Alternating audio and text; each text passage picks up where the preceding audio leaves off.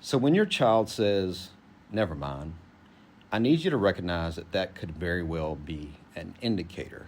That may not be this just them dropping it, right? That could be them testing whether it feels safe enough to continue. And how you respond in that moment matters more than most parents realize.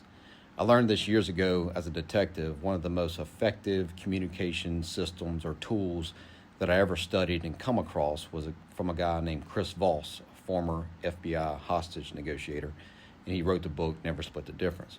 And the core idea is simple. People open up when they feel understood, not pressured. And that works in investigations, it works in negotiations, and it absolutely works with your children. And to be honest with you, it works in relationships in general. But most parents miss this moment completely.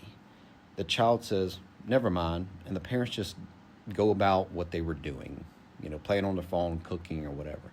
Conversation over, door closed. So here's what I would encourage you to do instead. You want to stop, put down whatever you're doing or whatever you're holding.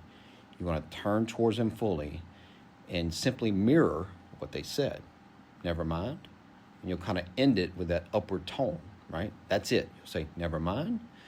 That's it. No lecture, no interrogation, no panic in your voice, none whatsoever. Just calm curiosity. And then you'll just be quiet.